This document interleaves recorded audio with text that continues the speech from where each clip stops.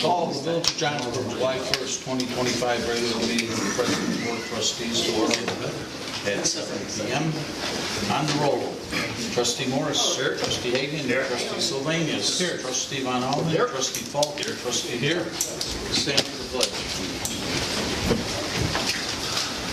I pledge allegiance to the flag of the United States of America and to the republic for which it stands, one nation, under God, indivisible, with liberty and justice for all.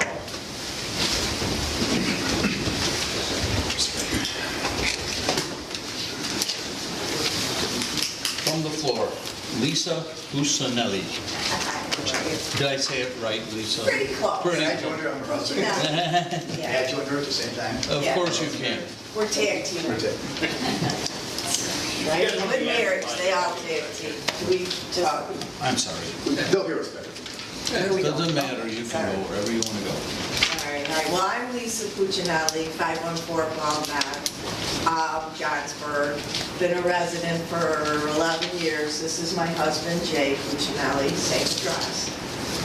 And we just want to let you know a little something that happened last Friday night. Myself and some other neighbors in our neighborhood called the police regarding loud noise from a live band at the backyard bar marina.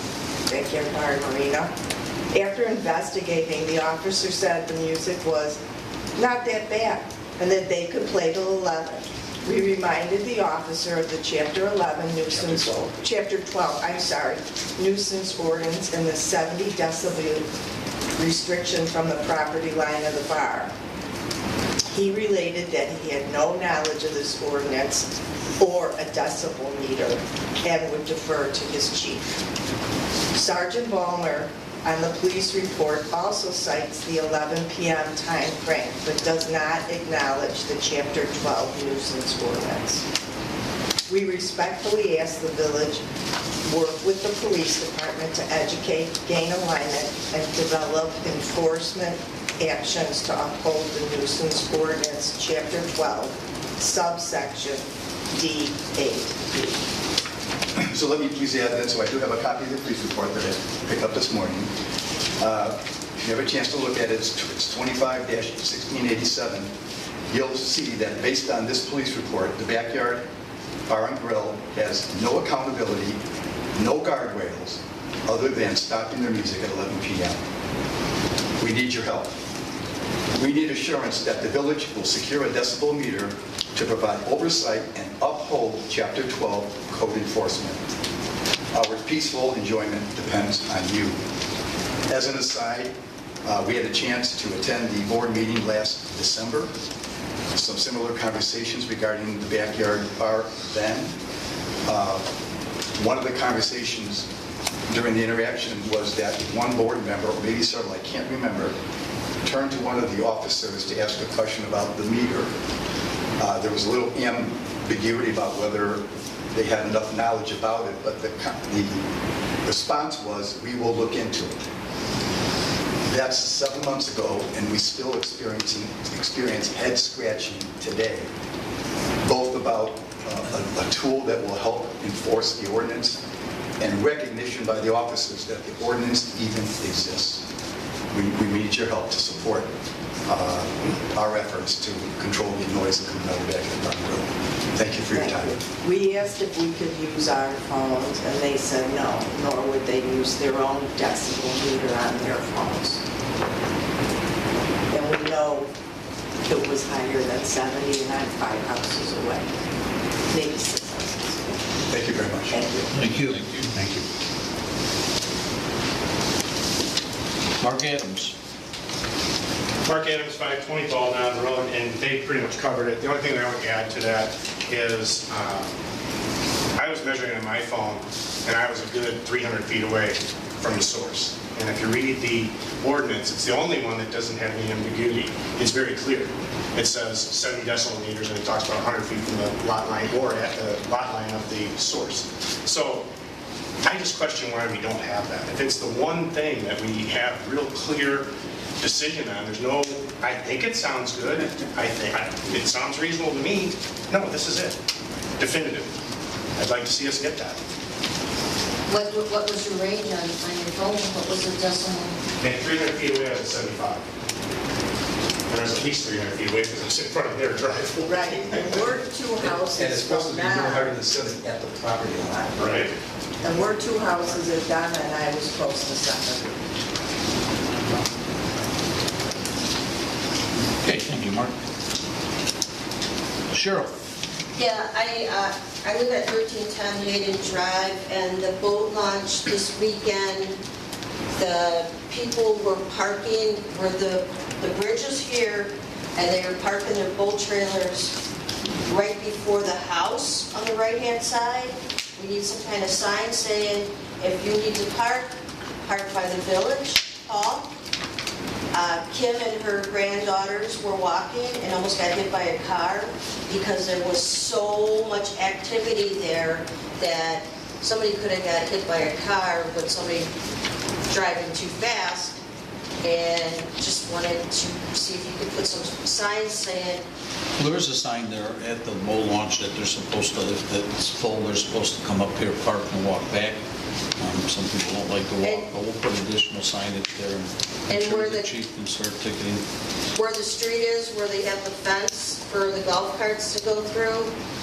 Numerous times, the neighbors are complaining about the electric bikes. They're going over 40 miles up and down that road and through the golf cart entrance and driving like maniacs. So people were complaining about that too. Thank you, Cheryl. Thank you. Cheryl, what time was that? What time was that? What time of day was that? Oh, kids are off of school, so it's in. Well, at the boat launch, sorry. The boat, I think it was Saturday afternoon. Okay, Early Saturday, early, evening, before dark. thank you.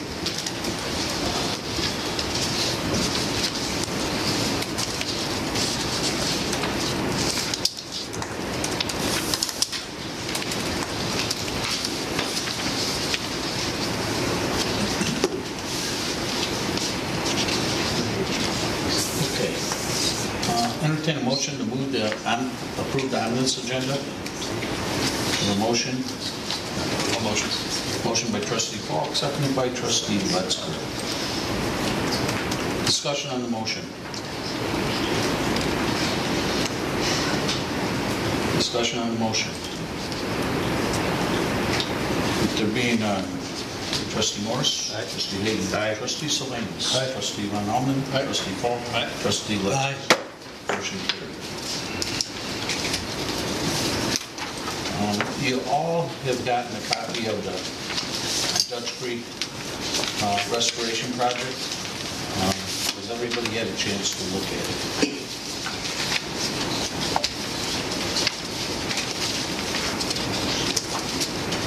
Okay. Basically, it doesn't have as much in it for recreational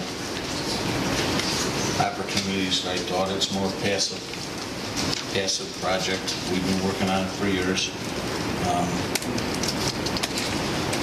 Original study has been done that the Army Corps of Engineers has spent $100,000 on to come up with the study that you have in front of you.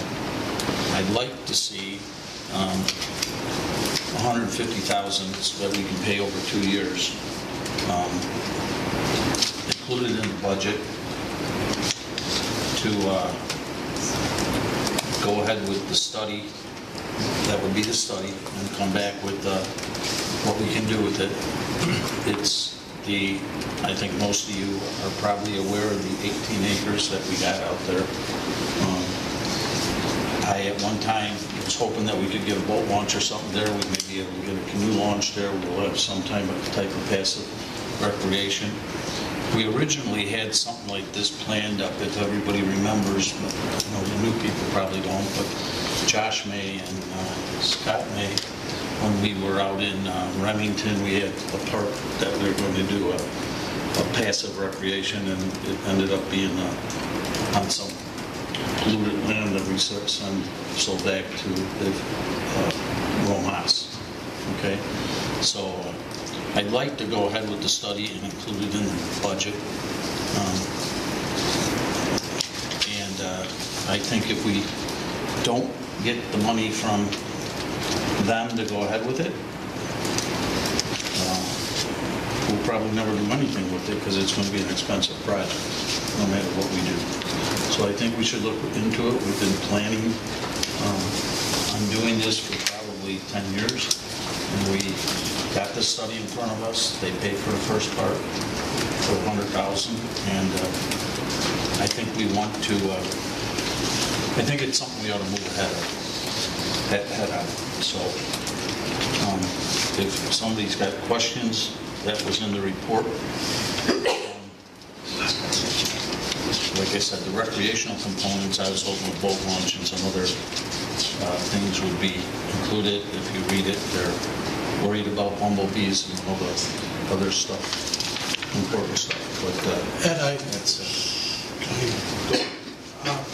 question, what is, just a plain simple one, what's in it here for the village? well, I mean, is there anything that we can generate revenue with boat launches or canoes, kayaks? It just seems like a lot of money for, what do we get here? I mean, I know everybody here wants fish and wildlife, and that all sounds great, but we're spending, to me, it's a lot of money. Revenue source, I don't think you will get a lot out of it. Now, Tim has walked the property with the Army Corps. Your feelings, I think, are similar to that, right, Tim? And he has studied The benefit is that when the next phase is done, we will clearly understand what needs to be done to restore it, to clean it up, to attract the appropriate wildlife, to get rid of the invasive species. And I personally talked to David Vaccaro, the chief there. Claudette also spoke with him. I walked with the staff. The opportunities will be to work with Fox Waterway, to dredge that bay, to recreate that island out in front of Dutch Creek Estates for natural habitat. There'll be viewing corridors, scenic overlooks. I did confirm there could be a canoe launch. I did confirm there could be a parking lot. I did confirm there could be educational wayfind signing for our students and our residents. So what's the benefit? It's restoring a very high quality area that if left alone just falls into disrepair, and then nobody can do anything with it. But, and to Eddie's point, we're gonna have to spend the 150 to get That's right. to get that That's answer. it. If we don't like the results, if the costs balloon and we can't afford it, That's my other concern. What if this 150, we like it, it's gonna do this, it's gonna do that for 1.6 million? that's right. And if that study takes 2 years, that number could grow, and you're right. But Claudette and I confirmed that after the 150, if we can't afford it, if we didn't find what we want, what we can do and the benefit, we can drop out. But to answer Scott's question, I think financially, you think we're going to generate any revenue, it's not going to be a revenue generator. It's going to be a restoration project of the, like Tim said, the high-quality wetlands. I think that it's important, and I think the dredging part is very important if we can work with the Fox Water Agency to get done. I mean, Right, okay. that ski course in there has been great. We're I gonna think need other people to get involved here. the rebuilding of the islands goes back to, what, the 1800s? Or, and that And in our comp plan, we talk about the preservation and the maintenance and upkeep of our open space, our green belts, that this starts at this location and runs all the way up to Windy Prairie Acres. And it runs all the way through Dutch Creek Estates. Fortunately, Dutch Creek Estates has an HOA and a group that has been cleaning, maintaining, and monitoring with other environmental groups and doing studies on it. So that hasn't cost us anything, but this particular area was donated by the developer when they developed on the ones on, what would that be? The Windsor apartments or Windsor townhomes were being discussed, or Schneider donated that open space. The other part was donated by Dorothy Hughes. she gave us, She gave gave us us that, 18 yeah. acres, so we could maybe move. Have we had discussions with Fox Waterway? Yes. I mean, is that something they'd be interested in? They're very interested, again, no numbers have been thrown out, but they can dredge, it's their responsibility to dredge the Fox River and keep that at a certain depth. They also want to dredge the bay.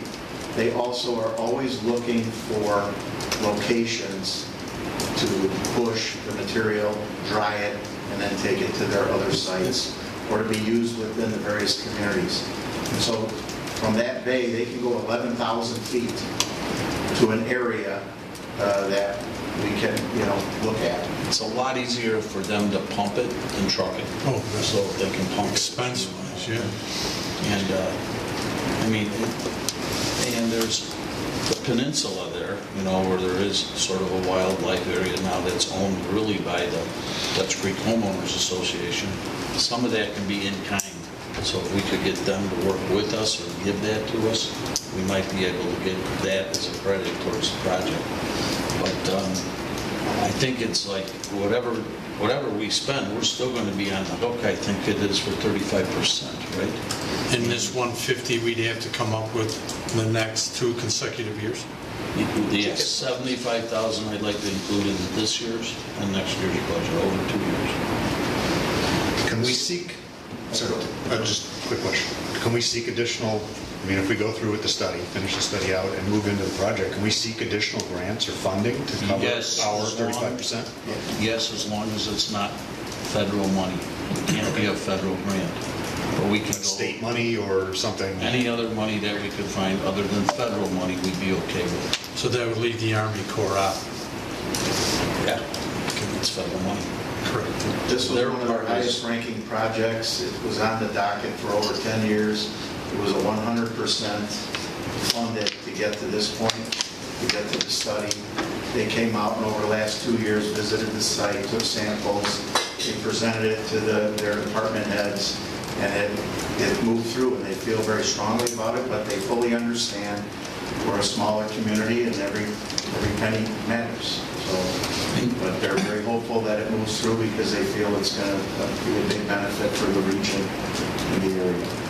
And we've, contacted NCC and, MCCD, trying to get,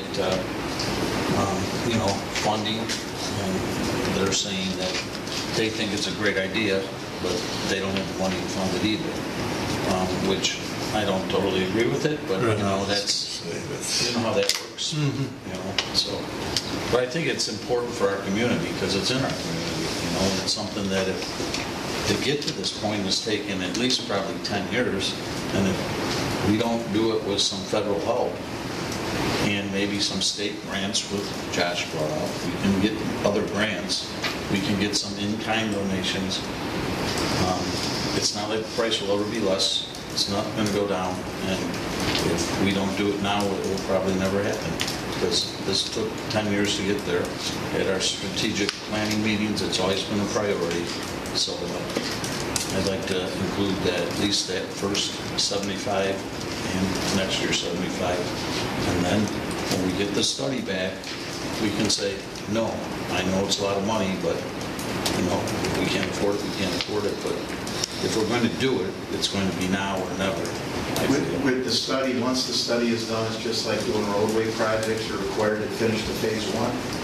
You got the start of a phase 1, the next will give you that study. So now when there's a call for projects, you're ready to go. You don't have that, you can't submit. So at least you got to the start line to talk to people at the state level or other entities if there's a call for projects. Are we going to face any restrictions because of the endangered, I'm trying to say what I find, because it was an interesting, whatever the bees are. The rust button bumblebee. Rust, Yeah, yes. that's it. You got it. It's Very not just the endangered. regular There's only bumblebee. 471 left in 471. the world.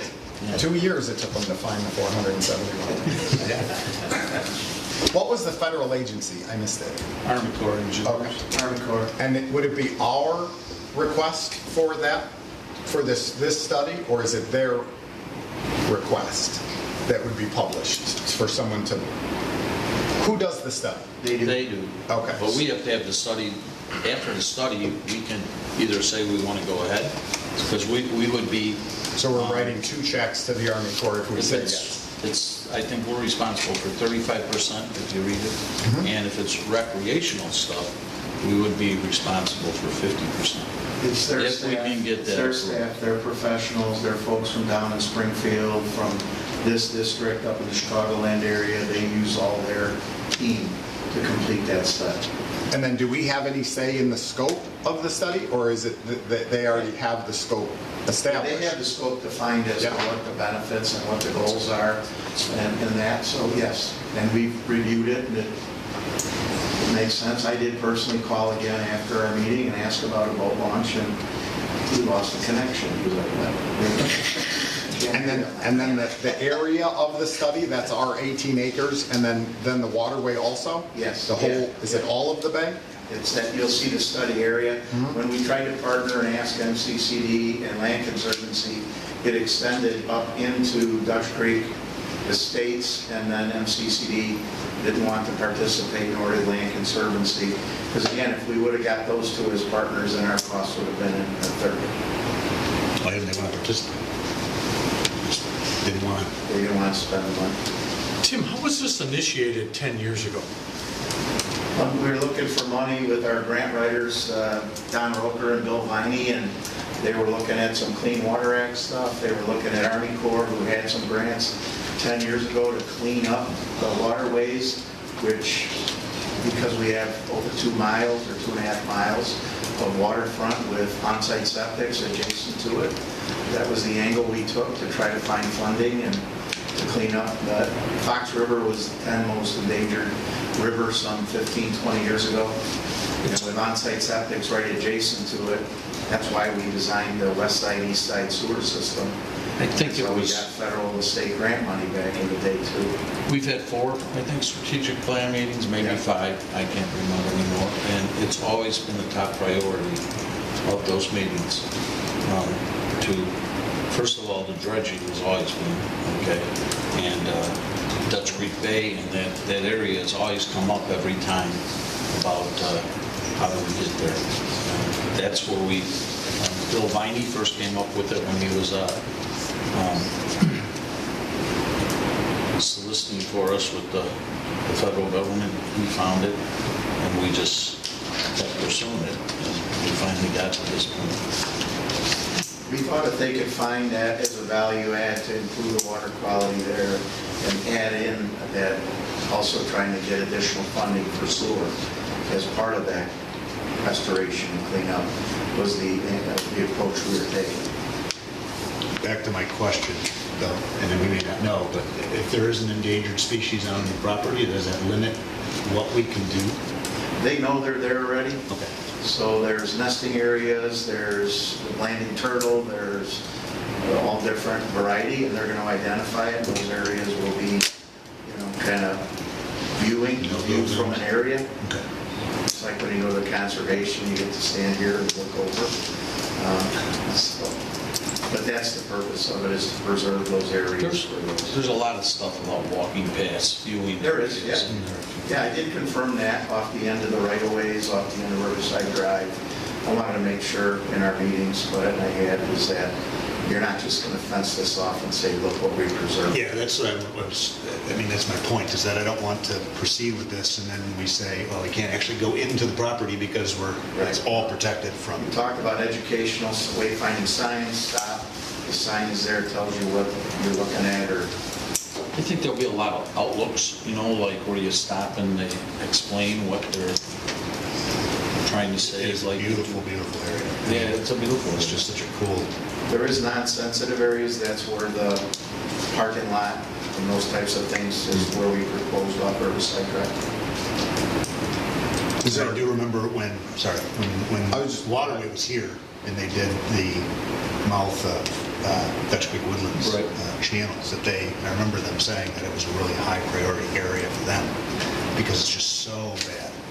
Because of just the location on that kind of elbow of the river, all that silt just pours into. As soon as you go around that curve on the river, Yep. everything washes Yep, into you the get the bay. boats, and they just push everything up in there, so it's like, yeah. I think working with them and working with the waterway, I think it's a win-win situation Building all for that us. stuff in that area Yes. instead of trucking them away? Could use Yeah, it to there's, and restore. that's what. Restore the, you know, Island. What's that? because it's good Yeah. material. Yeah, I have aerial photos from the 20s and 30s that show the width of that island being 3-4 times what it is today. It's eroding away. The peninsula you're talking about? Yes, Yeah, that okay. we talked about, that's south of Dutch Creek Woodlands, is now a narrow strip. And so what we would do is just like we did with the waterway out by Blarney Island, we created the geotube. Yeah. And then we poured into that to recreate the island, and then the appropriate plantings and habitat. You stabilize it. And so that would be a huge area for them to pour their material into, and Yeah. then open up the river, open up the bay, and kind of the Riverside Drive bridge that we just redid, that could all be at And an then the appropriate dredging depth. wouldn't cost us anything. The dredging, I forget what their deal is, I think you pay for trucking, but if you give But it a if site we to pump it- to pump to, then it's, you They just can- get in their They schedule. can pump it and then let it dry, Yeah. Yeah. and then pick it up. They can sell it. And the Army Corps has given us, they've counted the land that we have been donated and or got through development, so that's in your report that you see we got credit for that. And if we can get more, we get more credit. They've identified a few areas adjacent, like east of used metal buildings that are out there today. So if we get those properties donated to the village, then that goes towards our 35%? Is that the way that goes? Yeah, it goes towards the In-kind costs. donations. They, if you look through it as a per acre value. $6,000 $6 grand, was yeah. it? I don't want to speak for the association at this point, but I think they'd be willing to do that. I'm not sure, but I think they would be happy about it just from the dredging aspect of it, because, and to keep it from washing away, but who knows? Somebody might disagree with the whole idea, but that would go, the in-kind stuff could help us a lot. How big is that peninsula? I don't have it. I don't know But either. it's- I know we had the number at one I time. have a drawing, I have Yeah. a exhibit of it. It's just And then is there a goal, like conservation versus recreation, the percentage goal that we would aim or they would aim for?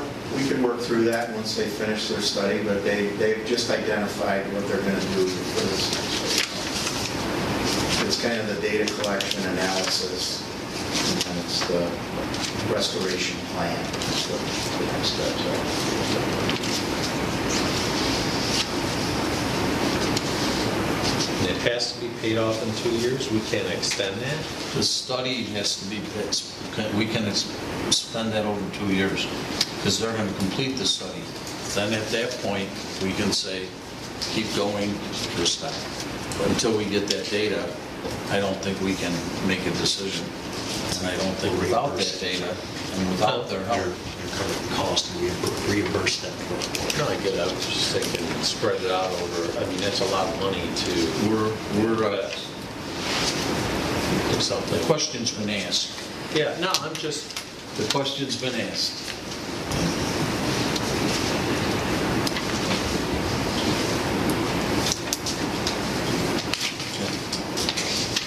Any other Eddie? questions or Yeah, discussion? I'm taking Go ahead, this. Scott. 75 is something, Claudette, do we feel comfortable as a village and as a board if we expound these expenses that were covered along the way? That this is something we didn't really know about a couple of months ago. Now all of a sudden we got 75 and 75. I mean, we feel good that the monies we have will protect, cover us on all this? Something that's got to be looked at in the budget, that's for Well, sure. As I indicated in the report I provided to you, if you guys choose to pursue this, you could fund it through the capital fund and repay the capital fund over a 5 or 7 year period, which is something similar to what we do with the golf course. Just an internal type thing? Right, Okay. right. So it would be putting us in a financial hole of some sort? You could take the funds out of the capital fund. Okay.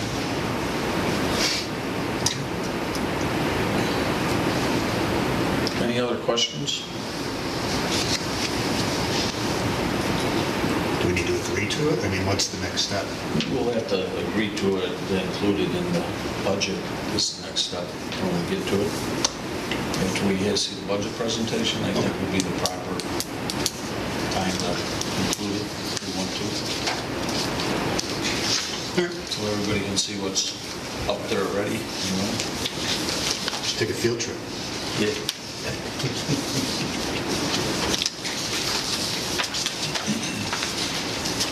Okay.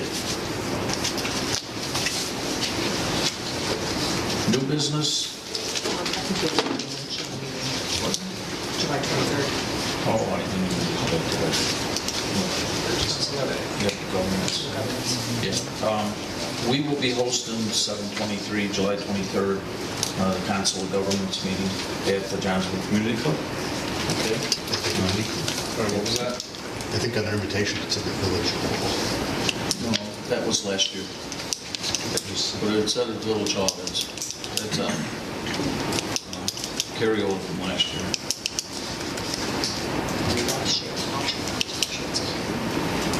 Excuse me, what was the date? July 23rd? Right. Yep, July 23rd. If you could all let me know, if at all possible, for the end of the week here, if you're going to be attending, because I can give them a total count of who's attending. We did host it at the Village Hall last year. Yeah, no, I just thought I saw I just thought I saw the invitation come through like this week, and it said You did. at the village hall. I don't know it said the Village Hall. Okay. But maybe you're right. Maybe I just knew it was at the community club. Just so that's not out there to everybody else, that they're thinking they're coming here, and then suddenly there's nobody here to see them. We'll make sure that Shalyn knows. So that will probably start around 5:30, 6 o'clock.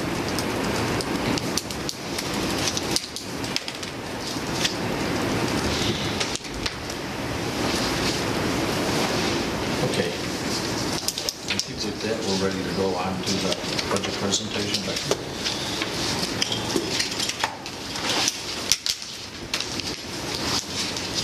Maybe we can hit some of the lights over there. It's easier to see. Can everybody see it? And do we vote on this Dutch Creek thing, or we just have to agree? After we see this, Okay, then I'll ask to include it in the budget. okay. Okay? Is it too dark in here for anybody? Okay. Right. So I'm here to present the proposed fiscal year 2026 budget. Before we get into that, I just want to give some highlights to the end of the fiscal year 2025. We completed the Sunnyside Beach Drive project. Church Street realignment has been completed, the sidewalk has been put in, and the crosswalk indicator light posts have been installed. Riverside Drive, River Sewer Extension was completed and closed out. Riverside Drive has been completed, and the sidewalk is in the proposed fiscal year 26 budget. Website redesign is in the final works with it set to go live this month. And then Public Works, one new Dodge Ram, one 5-yard truck. Public Safety, 2 Dodge Rams, 1 patrol, 1 CSO. And non-highway vehicle paths, we completed the path on Ernest Lane. The projected fiscal year 2025 general fund revenues, just a note on a few of them. Income use tax has dropped, but it's part of the state's leveling the playing field, and we'll start to see an increase with sales tax as the offset. If you would like to read more on it, it is in the IML July magazine, and it kind of explains a little bit further how they redistribute how things are allocated. A couple other things to touch on. Sales tax came in above. Utility and telecom tax, with the milder winter, we saw a little bit less with the utility, and with telecom tax, we're repeatedly seeing that drop with the less use of landlines, and then also with streaming, we see a little bit less with the cable franchise tax. Miscellaneous and interest came in under, that's due to the carryover of sale of vehicles and equipment. And the transfer from the capital fund, we had to pull less, so that was a good highlight. Any questions on those before I move forward?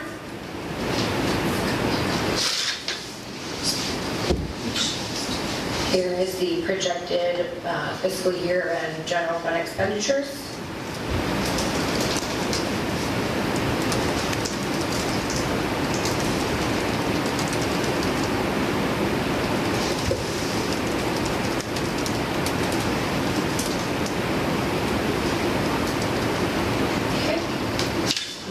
For that. Water sewer fund came in above budget. We've had an increase of sewer connections, developments, and such with that. We have seen the increase on the expenditure side as well. The golf course, I would like to point out the revenue year end. We received, as part of the agreement with Golf Visions, the true up, which is anything over $600,000 in gross revenue, the village gets 10% back. So we received a true up from 2021 to 2024 in the amount of $76,235, which then closed out at the end of the year of the golf course fund being in a positive.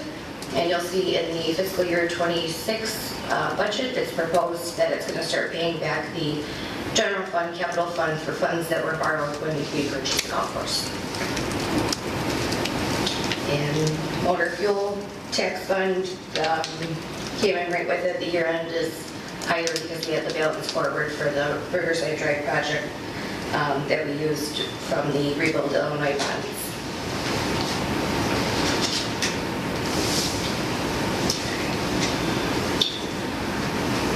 Non-highway vehicle program, I just like to put this in here, starting kind of last year with it, showing just how much of the revenues and the expenditures are coming in and putting it towards projects and paths.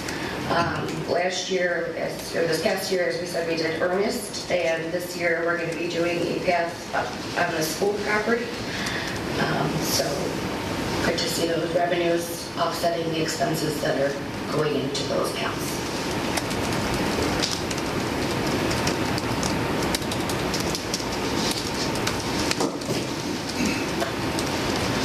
Okay, any questions before I move into the fiscal year 26 proposed budget?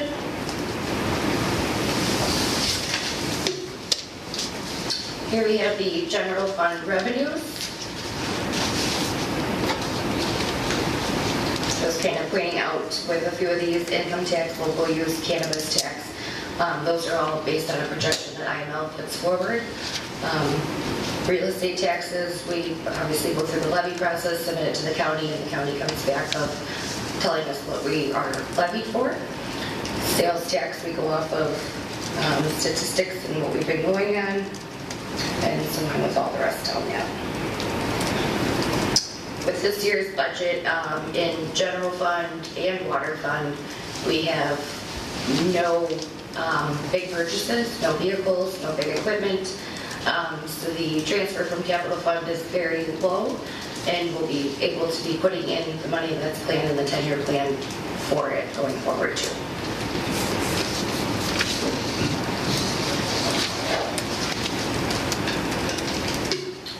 Move on to the general fund expenditures.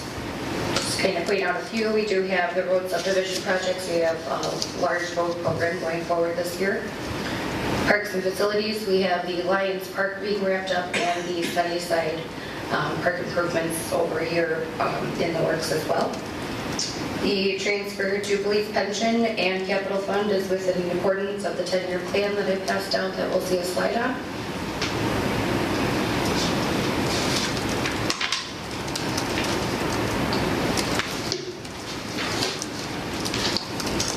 Moving on to the water sewer fund, like I said, we're seeing more users, which equals more maintenance. We did go off of the recommendation, the board last year enacted the CPI adjustment annually which is going to help to keep building the water fund and the capital fund. As I've stated, over the past couple of years, the water fund has started to pay its own bonds back, and the general fund's not being obligated to having to do any of that. So it's good to see that fund continue to grow, and we anticipate having more users coming in towards the end of this fiscal year with the Lennar development.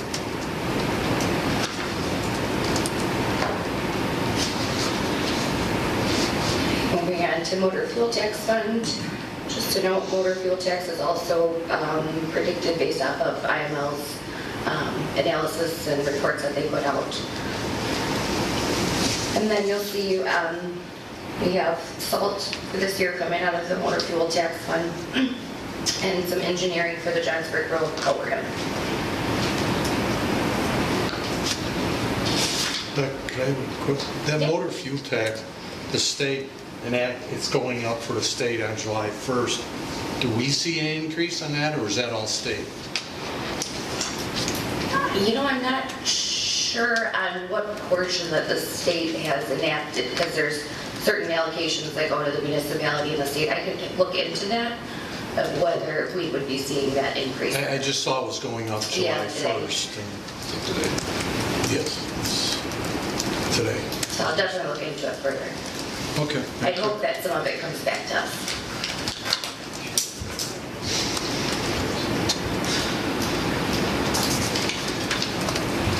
Moving on to the golf course fund.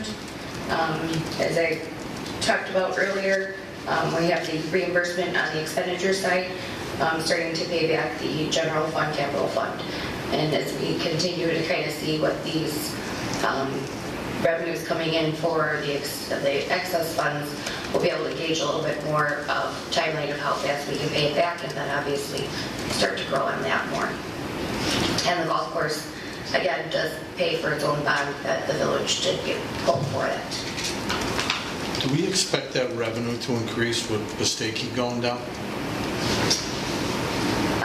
I guess that's hard to say. I'm not a golfer. No, I was just wondering if. But it's a possibility Could any for the area. projections that way? A lot of the leagues that were at Pistaki did move to Chapel Hill. Yeah, I noticed. And we, Last couple I think weekends, already it's been- realized that play last year where we got that reimbursement for over rounds. There were so many more rounds for that 30 and whatever.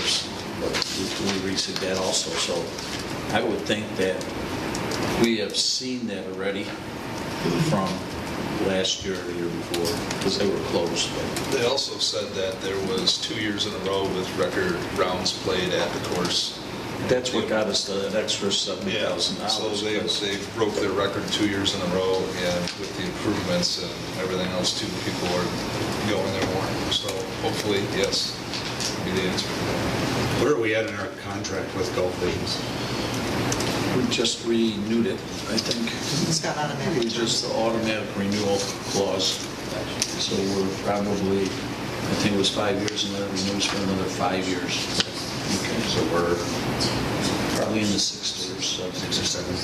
Okay. I will say for the revenue side, for what we got for the true ups, in 2024 it was $35,000, 2023 was $26,000, 2022 $13,000. So it definitely has increased a lot over these past couple of years. So I think that would speak to, yes, And that. a lot of that could be from the state here, a lot of it could just be that it's getting more popular. Because the course has improved. Yeah. Courses, People are use using as we go. Yep. Any more questions on the golf course? On the expenditure, where it says reimburse GF capital fund, was that because we borrowed from the capital fund last year? No, because we borrowed from the capital fund with the initial purchase. Oh, the original purchase?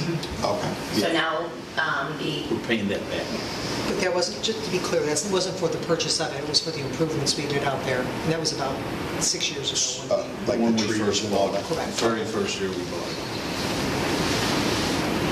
And then do we have a line for the golf course in the capital plan where we're There's a line item to repay the just capital plan.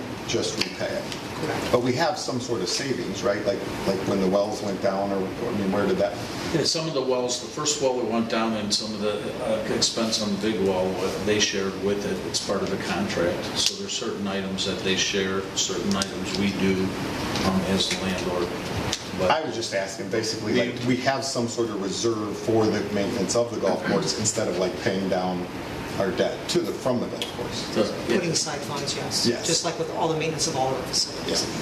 So Claudette, that would basically be where it says reimburse, what Keith's talking about. That's what we're saying we do with that 150,000? We catch up and reimburse? Correct.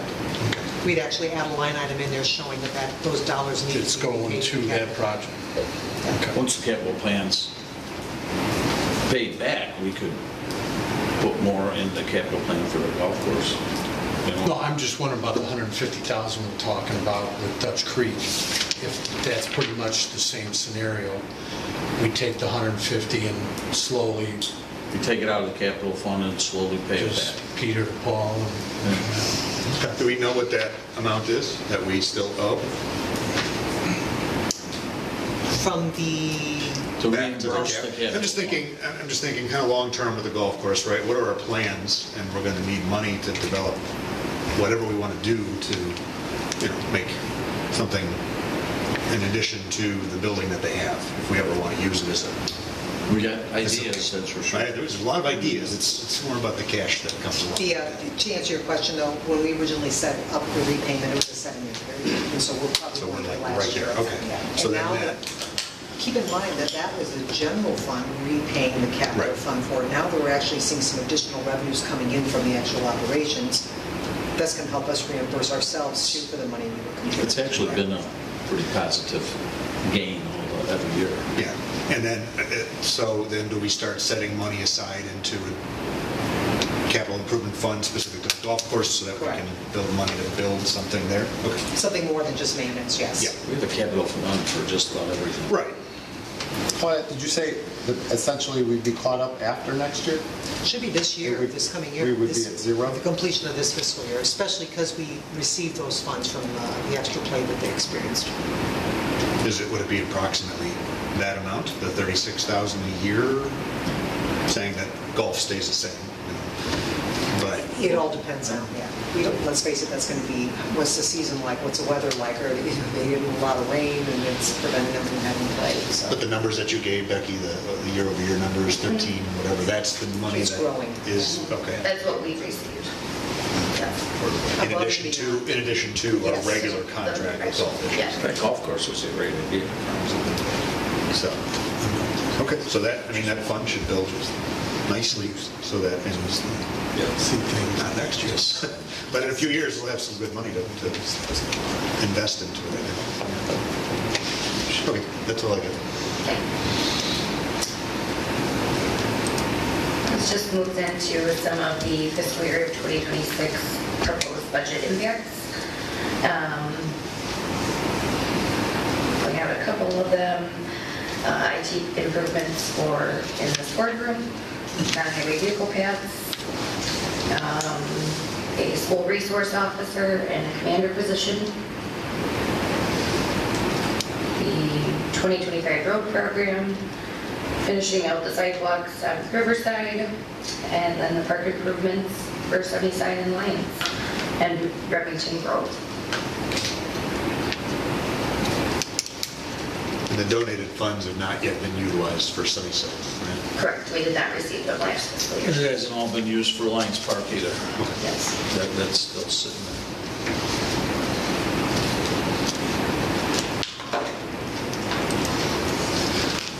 Just move on to the 10-year budget projections I handed out to everybody.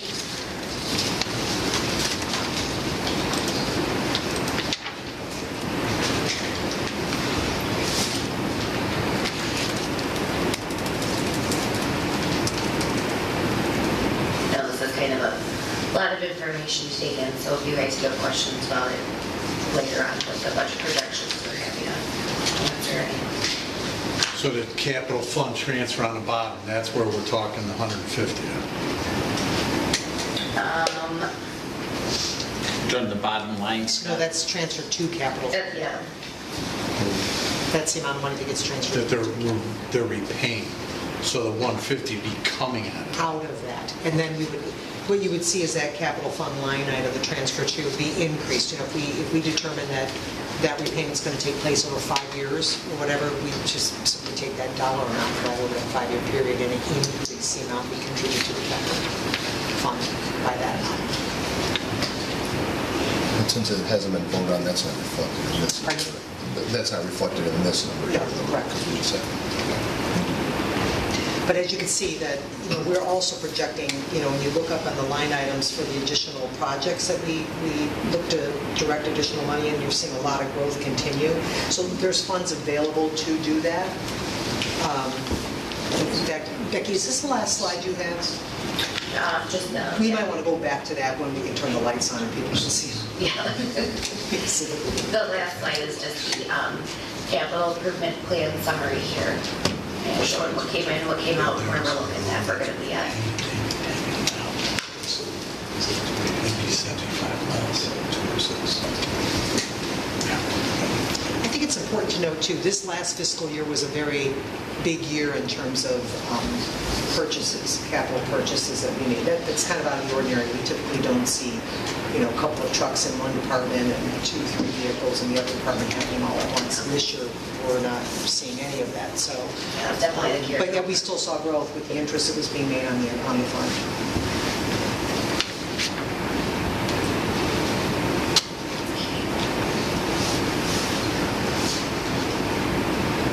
Any questions? Would you like to go back to the Want to hit 10-year? the lights on? You have about Sorry. 10-year, right? If you want to go back to that slide and then we can turn the lights on, you can see it probably better.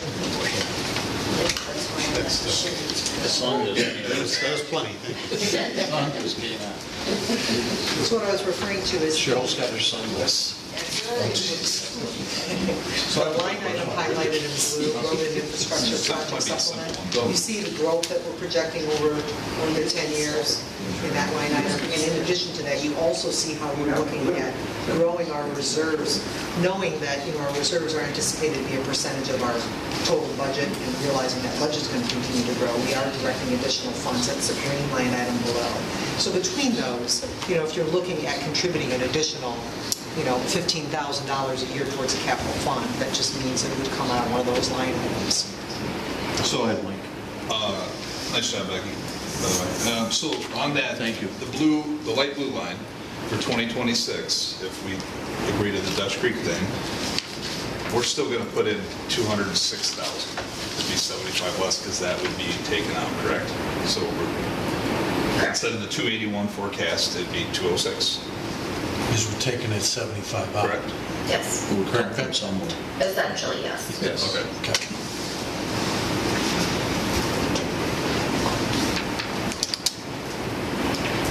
Why do we assume that real estate tax will stay the same? Because all of the overage we direct to the police pension fund.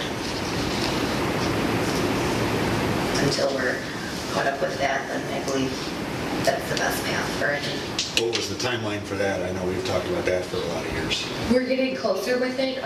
This past year, having a few retirees, and then also with it going downstate, it's kind of been level, stagnant per se, which is good to say because we retired a few people. And so instead of seeing a large loss, just saw more of a break even with Are you them. referring to our repayment to the pension fund to catch up?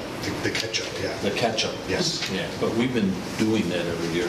Yeah, no, Even with, but I remember when we looked at it a number of years ago, right, over time, it slowly tapers off, so we have to put less and less additional funds into it.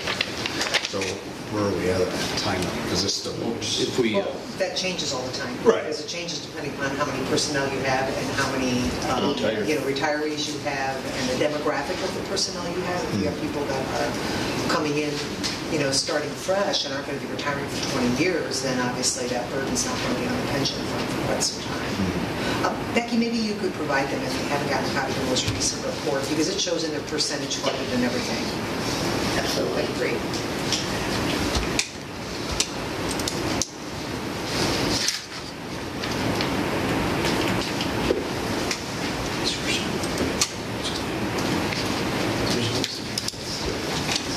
I know it's in here. What is the, about $300,000 difference in administration expenditures from 25 to 26. What drove 25 up that much, I suppose?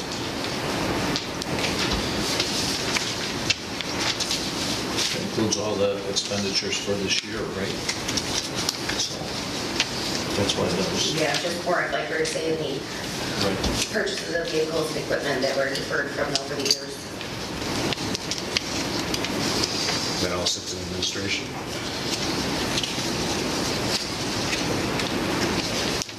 Oh, I see right here. Because Public Works does the same thing. It takes a pretty good...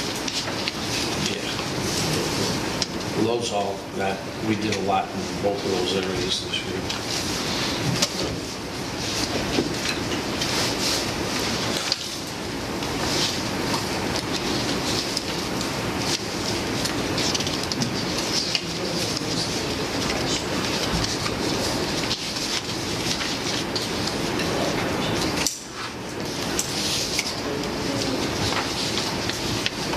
Claudette or Beck?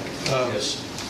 On that transfer to capital fund, we have this stuff for the police station, for the pension, I'm sorry. Is that something, we're at 268, 274, 280. Tell me if I'm wrong, but Yeah, go ahead. is that something we say these next 2 years, instead of 268, we minus 75 out of that? Or are we creating another problem? No, I wouldn't do that. I mean, I would really, if you're going to commit to this, I would suggest, that's what the capital fund is there for, a capital project. In this instance, most cases, the project or the capital acquisition is anticipated. We actually have a detailed list of everything that, dollars that are getting put away every year to contribute to the purchase of that new 20-yard truck, or a major maintenance improvement on one of the facilities. In this instance, because it's actually not in there, you would borrow those dollars from the capital fund, include a new line item, and increase the future contributions you're doing over, say, like I said. Okay, no, I'm just looking at I would not any s- different avenue that's out there. It's just, I'm just concerned, again, I'm not worried, I'm just concerned that it's still $150,000. Concern? Over 2 years, yeah. Over So 2 years, 75 this year. correct. And again, too, because Tim, they also discussed about there may be some things that we can contribute to that study for in-kind services that would decrease that amount that we would have to pay as well. So there may be information that we have from studies and different things that we've done in the area or related to development in the area that's beneficial to the study. And then they would utilize that if they don't have to do it. It's then part of our. Yeah, that's part of our contribution. That'd be part of our increase. So that 150 is kind of like your worst-case scenario. Right, I don't mean to be trying to nail you to the wall, I'm just putting all my faith in you and how you guys feel about, and even JD, I want how you feel about this too, since that's your committee, that if we're going to spend $150,000 the next 2 years, that we're not creating a problem, that's all. Yeah, I guess, even from our, just the committee standpoint, right, that's something we probably have to look into, just to get a good understanding of it, or have that conversation with Claudia and Becky, just to know exactly where that, it's actually articulated pretty well where that money is coming from, so we have in the capital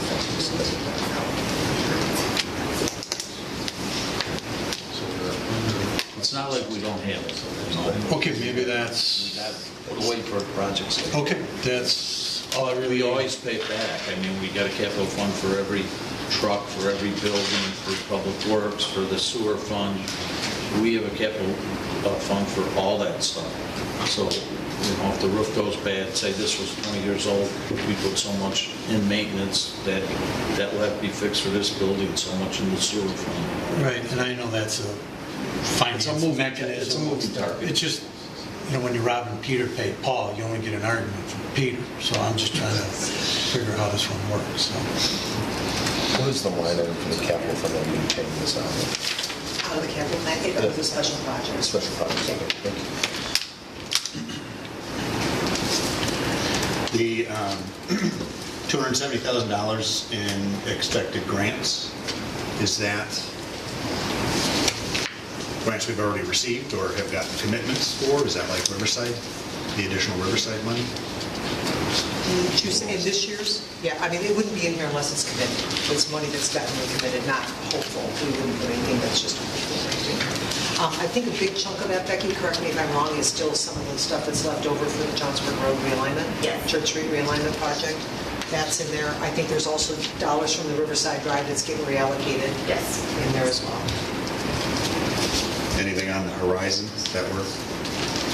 Yeah, we've got 2 grant applications in from that recent funding announcement that came out, both to help supplement for the Riverside Drive and also Ringwood Road sidewalk and bike path.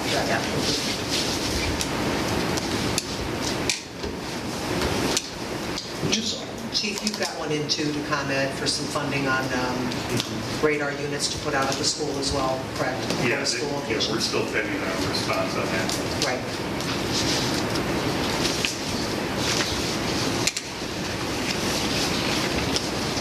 Thank you, Becky. Great job. Any more questions? Yeah. Well, go ahead. Go ahead. I'm sorry, I cut you short. So,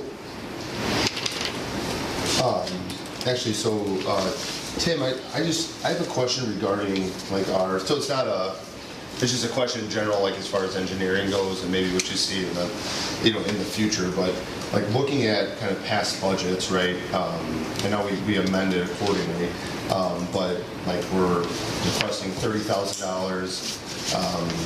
Last year we amended the budget to 175. We spent 287. Years prior 175. Original budget 152.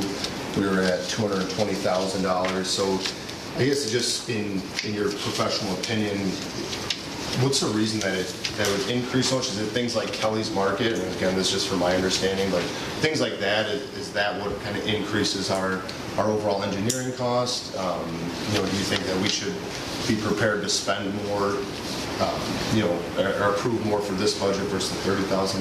Let's get some.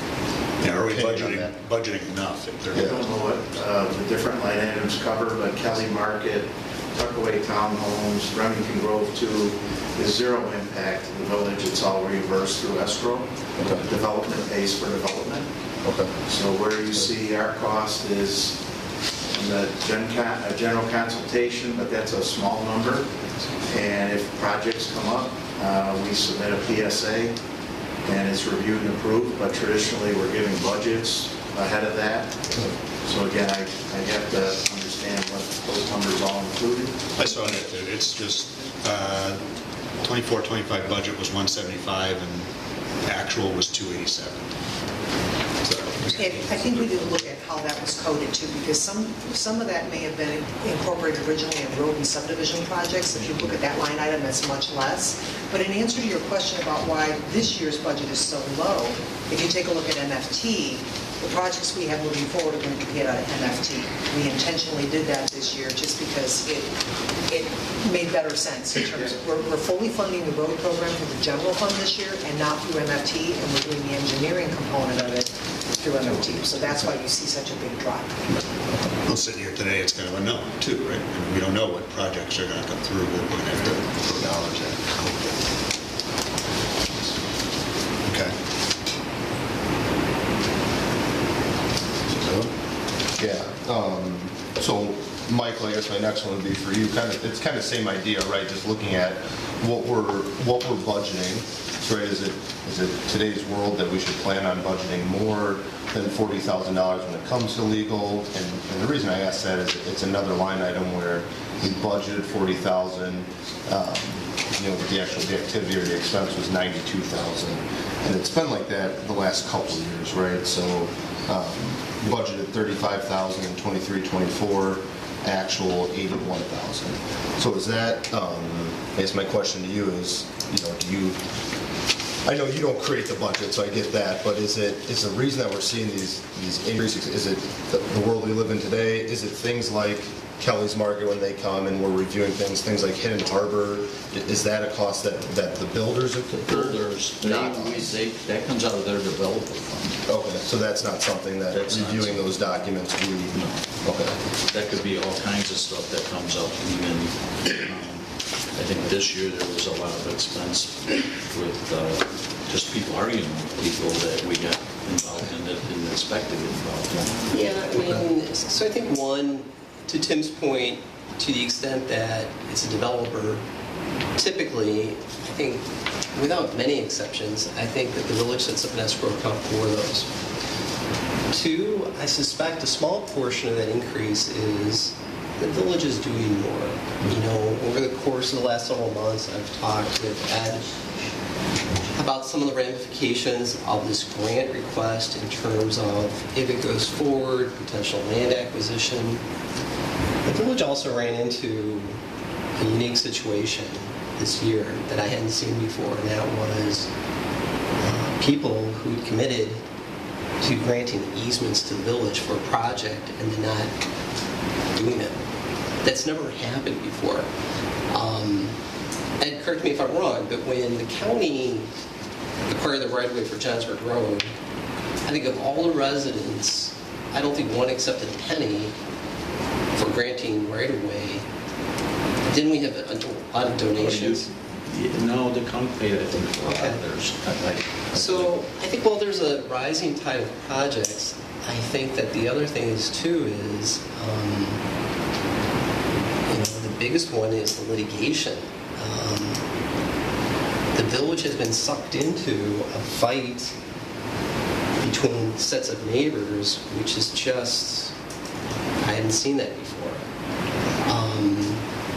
It's a drain on village resources in terms of calling me for discovery, the body cam footage, which is almost on, Chief, would you say a weekly basis?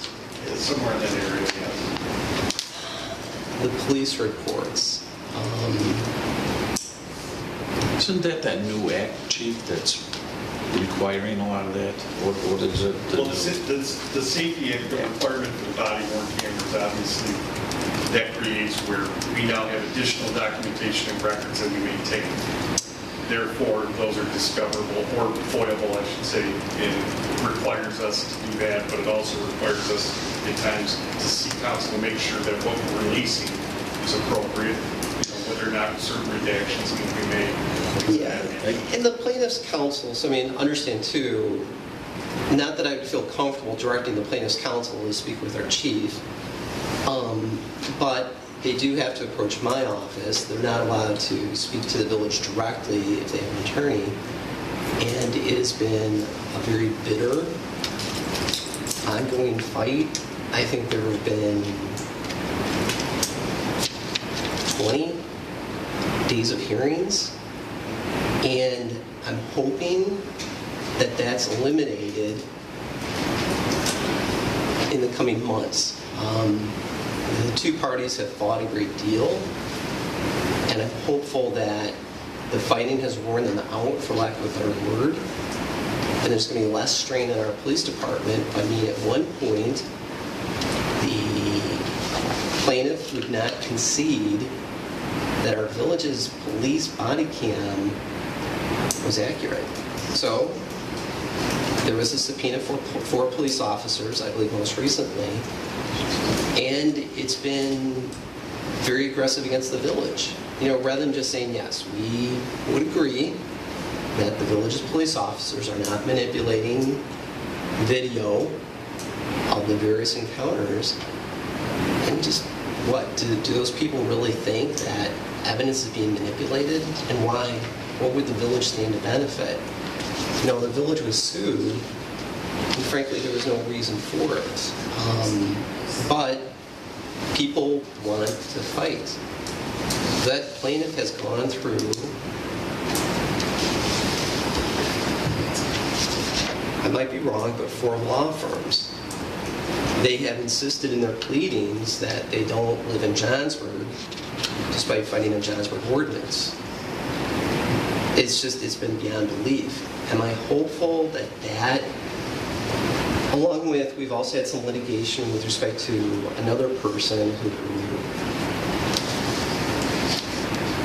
is it like a semi-annual tradition, an ordinance violation by the others?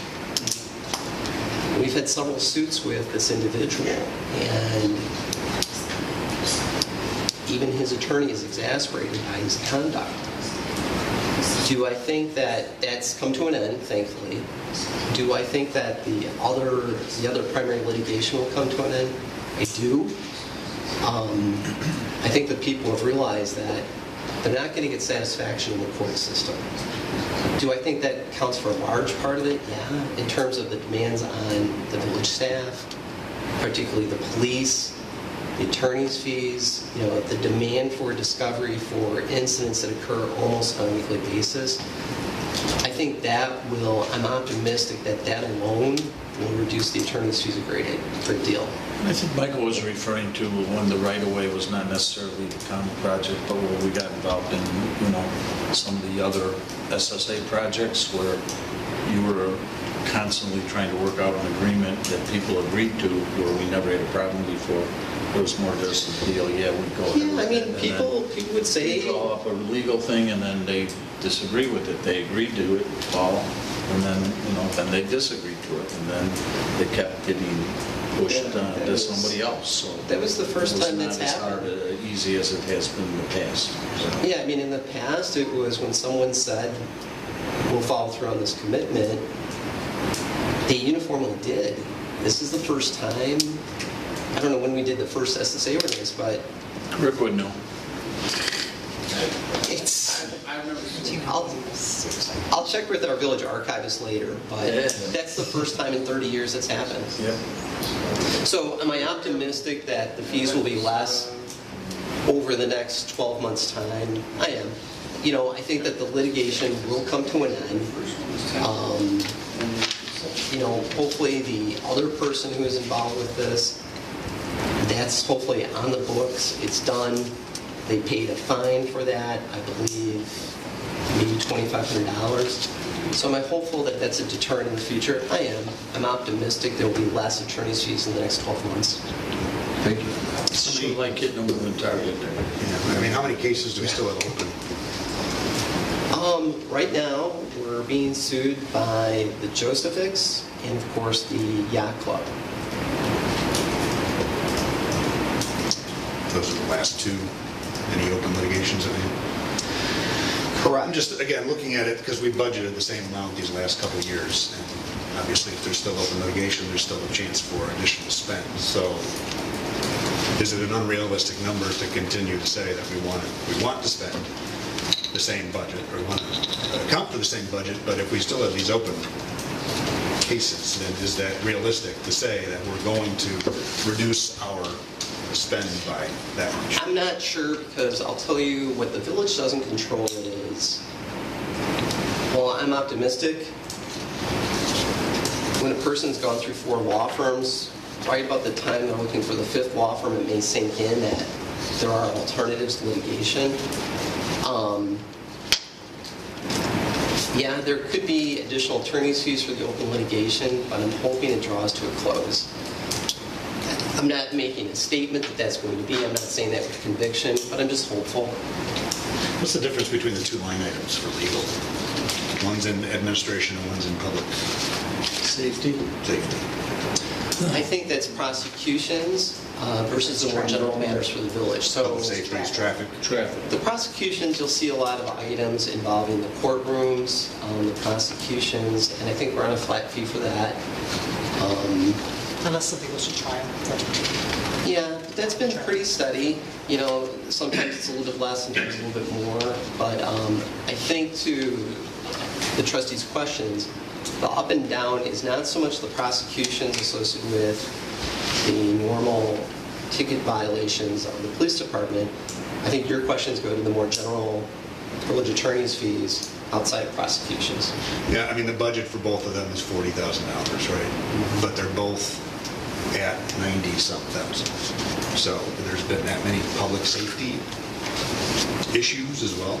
Yeah, I think that's been pretty consistent over the years. I can follow up with you, but that's separate than the open And- litigation, and right? So also- then, I mean, then I think that budget would probably be way low if that's going to be.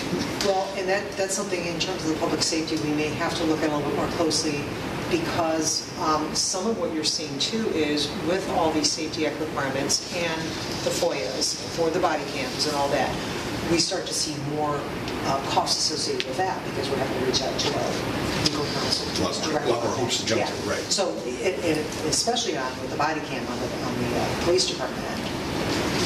And the demands on the police department do not end, because with these neighborly disputes, the neighbors want to capture every word. There is no request to the police department saying, give me what you think is important, chief. It is every word of every purported insult, perceived threat, or real threat, as the case may be. And then two, following up on those incidents, the demands to the police department for police reports. I want to make a report, and then I want a copy of it so I can bring it to court. It is incessant, and it's a big drain of resources for the village staff and the police department. So then, to Scott's point, right, where do we find the money to cover, just as an example, where do we find that $75,000 a year to cover? And then we're budgeting $40,000 for legal, but in public safety, it's anticipated becoming a consistent burden, right? I mean, that's another $50,000 then that we're going to have to try and find that's not currently being budgeted. And I don't know that 90,000 in the police department side is going to remain consistent, because I think some of that has to do with just even a learning curve with their own staff, trying to understand how to respond to these requests that are coming in. And as more and more, just like with FOIA, as more and more of them come in, the less they have to rely on legal counsel in inquiring, how do I handle this when I have this kind of request. But to your point, should it be higher? Yeah, without a doubt. I mean, the chief can tell you the amount of FOIAs that both departments deal with on a weekly basis would be pretty surprising. And to Claudia's point, I think that, not that I'm privy to all the FOIA requests, but because the staff is acquainted with them, I suspect 90% of the FOIA requests that come in here are handled by the staff without, they know the exceptions to FOIA. They understand that, I think we got a request involving a juvenile. They immediately knew that that is off limits. You can't do that. So I think that I get a very small fraction of the FOIA requests regarding questions. And do I think that will probably remain the case? Yeah. I mean, there hasn't been, the longer you have the people here who are doing that, there's less questions for me.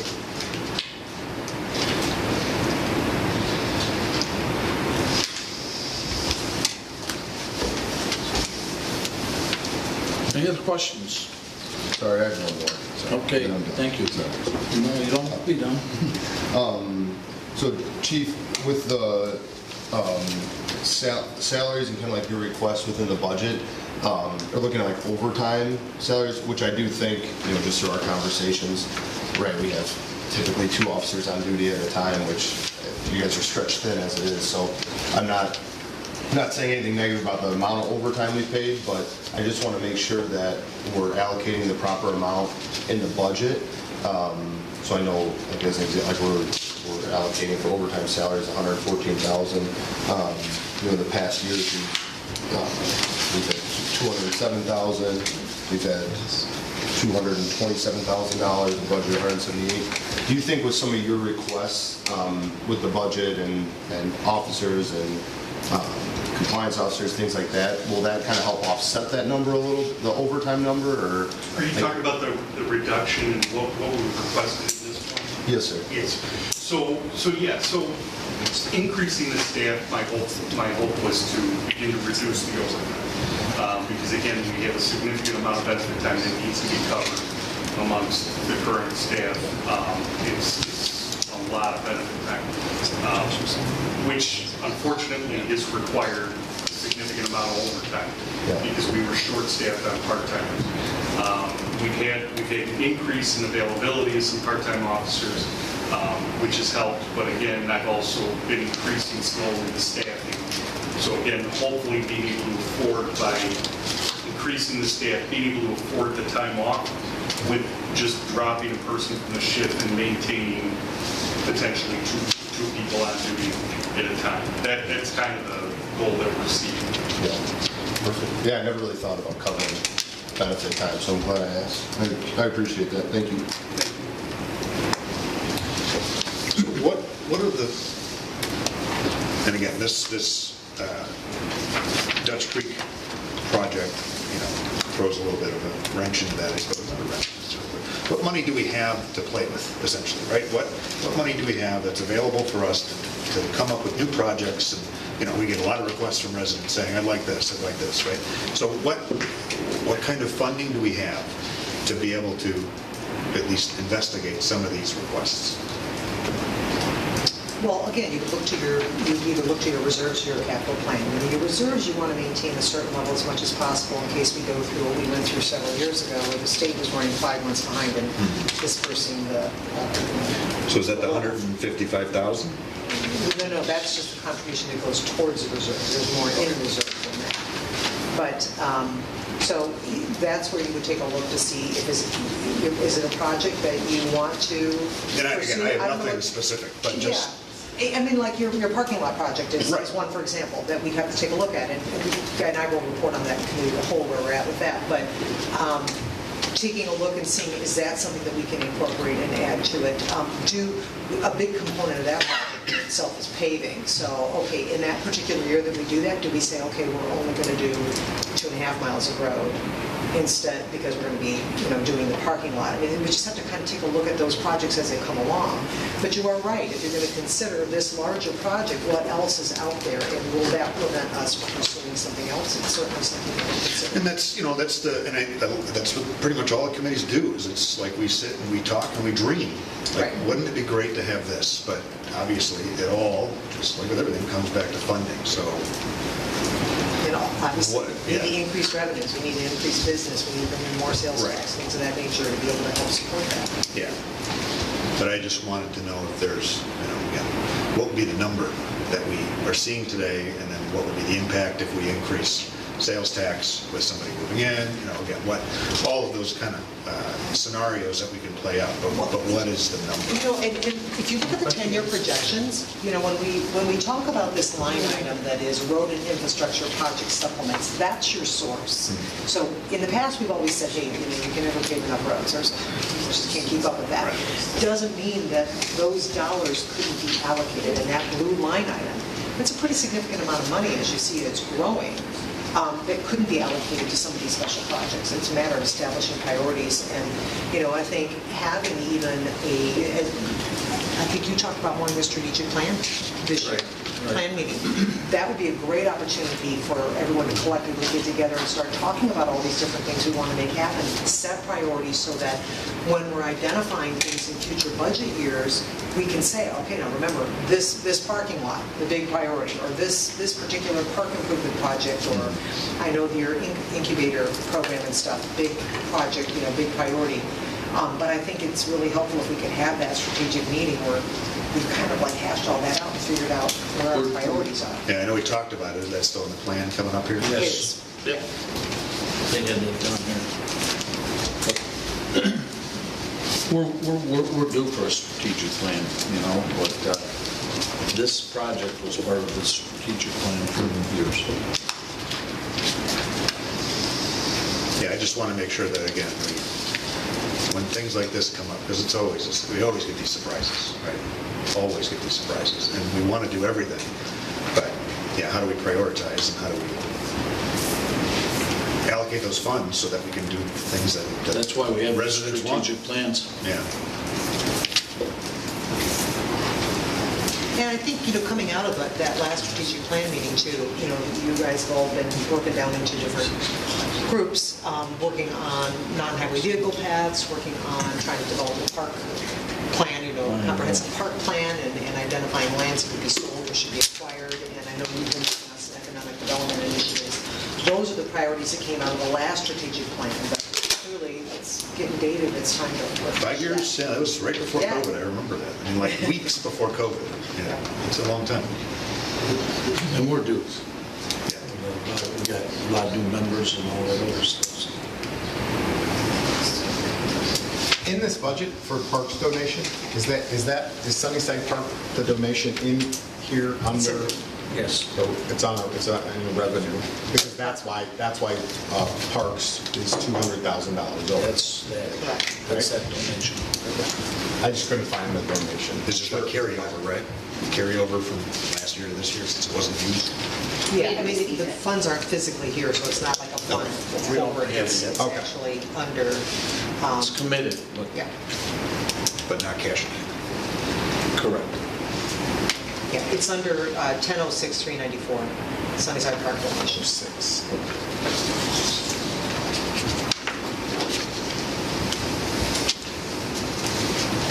Scott, any questions? No. Michael? Good. Keith? I think the only other question I had was on the contracted services, like the cleaning for 30-some thousand and like the mowing. How long do those contracts go? What is the term of those contracts that we have? They're automatically renewed too. Mowing on a 3-year cycle? So the mowing is on a 3-year cycle, which expires this year, so we go out to RFP for mowing. The landscape maintenance, that just renewed, and it's in line to where it's on ending this year. We need to sign for 2026 calendar year. And then the cleaning cycle had built-in renewal periods, but it can be terminated at any time for underperformance or anything that we calibrate. But it was originally signed for a 5-year window. And that's to clean this facility and Public Works? It just cleans this facility. Public Works is a part-timer.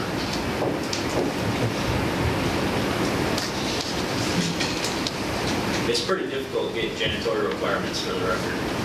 There's not a lot out there that want to kind of conform to the timelines that we put in our operation hours.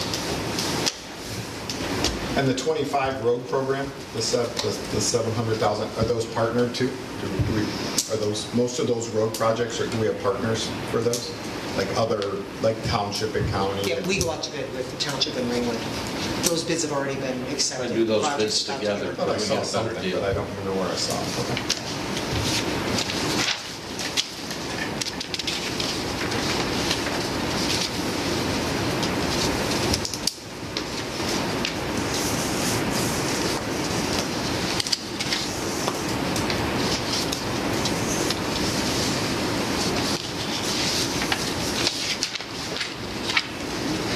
JD, you have anything? No, that's it. That's all. Josh?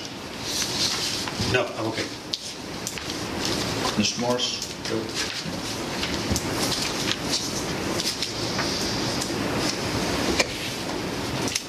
Thanks, Beck.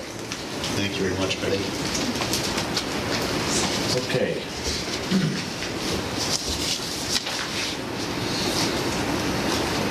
Entertain a motion to approve the fiscal year 2026 budget. I'd like to include that in that the $75,000 for the restoration project to be included in that budget.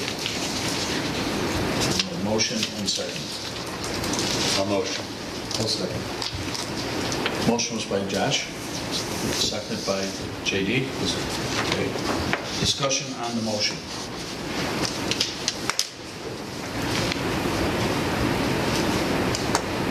We beat it up? No? A little bit more? On the roll. Trustee Letzger. Aye. Trustee Falk. Aye. Trustee Von Hamel. Aye. Trustee Salvanis. Trustee Hagan. Aye. And Trustee Morse. Aye. Motion carried.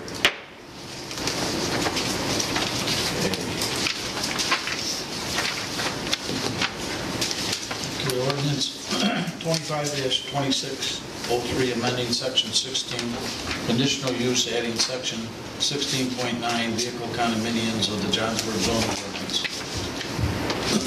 Table to 7:15. Has anybody got anything they want to bring up with that? Well, we really shouldn't, he's not Okay. attending, so we requested it to be Okay, tabled. we'll table both of them then. But if there is something, get the questions out here so we can go ahead. It's rolling over. Okay. A motion to adjourn. I'll make one.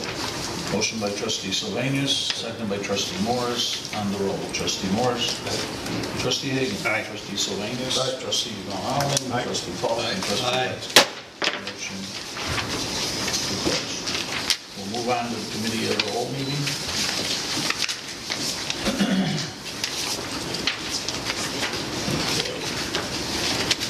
Meeting to call the Village of Johnsburg Committee of the Whole meeting to order at 8:29. On the roll, Village Administrator. Trustee Morris. Trustee Hagan. Trustee Sylvanus. Here. Trustee Von Allen. Trustee Paul. Trustee Metzger. Police Chief. Here. And Special Projects Coordinator, Mr. Cook. All right. And Trustee Engineer Hartnett and Assistant Administrator Ron Montana.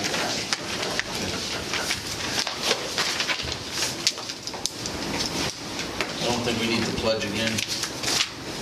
Any comments from the floor? Any comments from the floor? Approval of the minutes. Can we have a motion to approve the minutes? I'll second. Second. Who was first? Oh, Morris. Trustee Morris, seconded by trustee Falk. Discussion and motion. On the roll, trustee Morris. Trustee Hagan. Trustee Sylvanus. Trustee Von Allen. Trustee Falk. And trustee Letts. Okay. On the chairman's report, we would have the new members for the strategic plan that we're all working on. So Jamie and Josh would still be working on EDC, report on that, just like you were before. Okay. JD and Scott would be working on the non-highway path system like you and Greg were. And then Keith and Mike would be working on the unified park plan, the long-term unified park plan. And property. Right, property acquisition, property sell, whatever. Yeah. So you and Keith will be doing that. Okay. Will those get reassigned after the strategic planning meeting? These groups, probably not, but it's always open. Just didn't know if we'd come away from that with a different set of Well, we goals might, and priorities. we might have different goals, but they might be added to one of those. Unless you don't think there's anything to do in EDC. How much money you got? Well, there'll be some good things happening, I think. Okay. I think we can skip the committee reports, just because you haven't had a chance to meet with each other and figure out where you're at, or if somebody's got something, bring it up, like 2 things, Mike, events? Yeah, I mean, real quick, because it kind of plays into that. If we can get that strategic planning meeting, that would benefit our group as well. I kind of feel like Josh, with his deal where, I feel a lot of people and a lot of committee members that have great ideas and suggestions, so it'd be great to have a new idea or plan of attack. I also have an individual Johnsburg resident that has reached out to me twice that wants to make a substantial donation to some type of park, additional one, and I just don't know what to tell them yet, so I'm looking forward to that, and then Keith and I will get together and start pursuing the projects that we have left open. But besides that, I just wanted to update you guys. We had the fishing derby a couple weekends ago. Again, we raised, sold $545 worth of t-shirts and ticket sales. We had approximately 34 kids again, which is on par with what it's been, but the adults and the kids, just kept complimenting the committee and the village and the event. With that too, A&B has decided to change the color of the roof for the Lions Club Park to blue, which we all thought was cool with no extra charge. And I believe after the holiday weekend, the structure will start being put together. The other thing is just want to let you guys know that surfacing and fencing bids were out for Sunnyside here. Those close on July 10th, will be open, so completion for this park over here is still on schedule for August to September. And then Party in the Berg, we've heard a lot of good things for July 25th. If anyone, I know I didn't ask you guys to sell tickets, if anyone needs any, please let any of us know. They've actually been selling pretty well. So that's July 25th at Rescue Squad Park. And just so you guys put it on your calendars, celebration in the park is back to October 4th. And Holiday Magic is going to go on rain, snow, sun, hurricane on December 13th. So just wanted to give you guys, oh, and one last thing too. I brought to your guys' attention about that individual that was looking at the vending machines. Okay. And right now they're just finalizing the legal stuff with the contract and some other small things, but they want to proceed immediately with Hillard Park and possibly do Sunnyside spring of 2026. I wanted to give you guys another update on that particular one. Is you asked like what type of items would be in there. So their plan would be like a Pepsi Gatorade products for drinks, snacks or trail mix, chips, and then also include a section where it would have like Band-Aids, Bug Bites, Neosporins. So it's quite the variety of vending machines. So just because I brought that to you guys, I just wanted to give you an update on that. So, Any update on the park, additional parkland acquisition by Hillard? So Keith and I just briefly talked because he wasn't involved in that yet. I did reach out, but I did not get to see if I don't know if you saw my email or not. I left work. No, I don't think I did. Yeah. So where we left it is we did have the in-person meeting. Before our meeting today, I told Keith that I would get a hold of him after this holiday weekend and try and nail that down again, because that's something that we're pretty excited about and hope that we can get done. So we had that in-person meeting where he was open to the idea. Now it's just going to be a negotiation on acreage and price. So we're definitely going to try and move forward with that one if we can. And the street planning meeting will probably be in the fall, okay? Because summer is busy for everybody and to get everybody there. And then, we'll go into details. It's not whole committees, it's one or two people from each committee will decide how it works. Yep. Like September? Maybe September, could be a little later. I think it's probably going to be later than that. Events going on, because it's usually on the weekend. We've got a lot of events. We got September's usually October, November. I'm thinking it's going to be more towards November by the time we find a facilitator, probably early, so we're not getting into the holidays on the other end.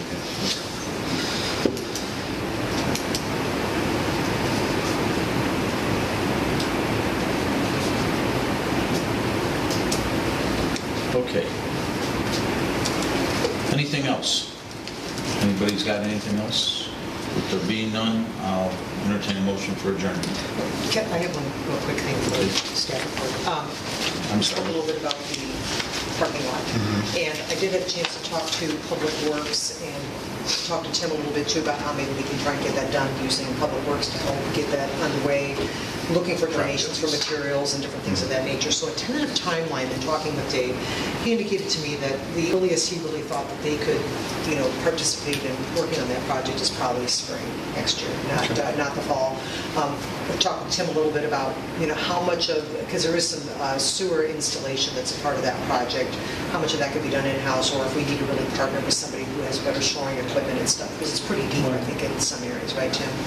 But tentative timeline would be spring for the labor work on that. In the meantime, work with maybe some local contractors, see if they might be willing to donate their services to help us get that done. And then what I would look at is then try to move forward, get everything done, bring in the material, falling into the next fiscal year. So that would be hitting our fiscal year 27 budget.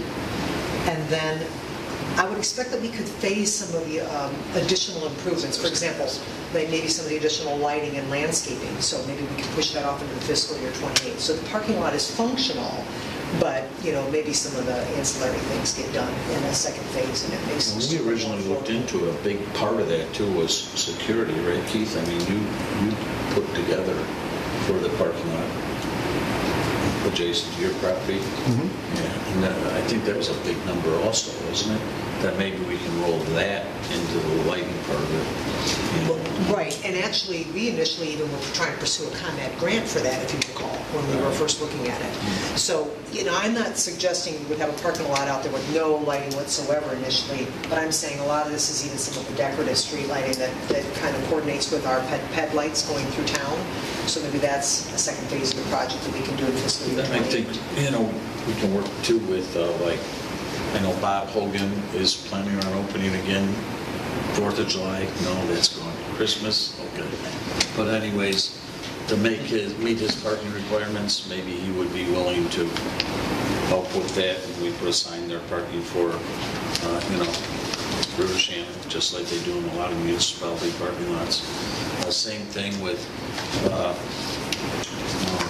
the dentist. She at one time talked about improving that property. If she doesn't want to, if she wants to share some of that parking, maybe she would donate to the parking lot if she's going to use it. Otherwise, obviously we wouldn't expect River Shannon probably to do it because they got more parking than they know what to do with. But it would be a plus because we don't want to see them using their parking lot either. So. What we were discussing was that in the instances where people aren't able to accommodate the requirements of the parking requirements on their property, like in the case of where the former River Shannon was, they should need to contribute towards being able to, if they're relying on a component of that downtown parking lot, then there's an opportunity for us to get some contributions to help build it too. Now, if you're meeting the I can have some requirements. conversation with those people too. Right. So if you're meeting the requirement, like in the case of halftime, you're certainly not going to him and saying, well, you're going to have to pay for it. He's going to say, well, I got plenty of parking. He's got plenty of parking. So that's a tentative timeline that we're looking at, trying to get things underway. Is it possible to do just like half of it? Do we have to do the entirety of Well, the? we talked about that, and it gets challenging because of drainage and other components that go along with it. And when you're going to go out there and do it, you might as well go out there and get it done and get it put in, especially because we're looking at trying to do as much of the prep of it in-house. So it's a question of manpower and then trying to see if we can get materials donated and things of that. Maybe you could do Or even the paving, can you just? do the excavating and maybe phase it. Dial back on the amount of paving that Doesn't you mean do what you have one to stone time? it, Can you you can't split those? Right. You still use it. You can, but once the lot's open and you try to come back and reconstruct and add it, then the lot's closed until you can do it. We looked at cutting it in half. You do the back half, you should do the front half, and then if you do the second half, you got to drive through the finished parking lot. We could maybe leave it gravel, do the. We're do doing it the through Johnsburg plates to Road. the gravel. Can't we take some of that gravel and dump it over there and spread it out? Where? When we do Johnsburg Road. The grindings, you mean? Yeah, the grindings. Can't we start with that? We'd have to have it excavated Yeah, first. you'd have to have it prepped. And I don't think we're ready to do that yet. But, the following project, the following year is Ringwood Road, so there may be an opportunity there to If we use some can of that get the- material coming off of that site. That should be a lot. Yeah. There's a lot of road. It's all good ideas. That's it, that's all. Mike, you done? Do we have, hold on, just, Vinnie, I know that we released some information to the residents about the website. Did we got any comments back on that? Yes. I honestly don't know if we got any comments on it. I have not checked the Village Hall inbox today, but I did put out a little feeler to the residents in regards to, I'm super excited about a website, more gray hair to come. The few comments I've heard, they've been good, right? Oh, I've heard positive comments from residents in regards to clarification because our current website doesn't have meetings projected, and they were like, thank you for sharing this little sneak peek. I'm super excited.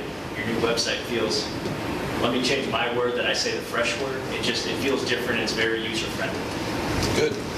I did receive 2 positive feedbacks. There's still a little list of things to accomplish, but chipping away at it. And then do we have any updates on the live streaming and the ADA audio? Yes, so the vendor is going to come back and perform a line diagram, I would call it, in regards to hardwiring to provide a quote to that, so I can comparison. And I also fact checked them with another contractor. Great that it's public recording, but I'm just keeping contractors honest. And I also secured a potential interested party to have, educate me in regards to let's abandon our, not abandon, but let's do a standalone camera system to not utilizing our current network, so we're not opening it on a closed circuit TV, private IP address kind of camera system. So advantages to be more secure, more protected, as there's only one gateway versus possibly exposing all of our IP addresses to all our cameras once the door is open. Nothing substantial to share with you that I can bring to the board to show you quotes at this current time. Any other questions? That was everything I had. If there be none, I'll entertain a motion to adjourn. Motion. Motion by trustee Paul, seconded by trustee Letzker. On the roll, trustee Letzker, trustee Paul, trustee Von Allen, trustee Dominguez, trustee Hagan, trustee Morris. Motion carried. Can we get more comfortable chairs for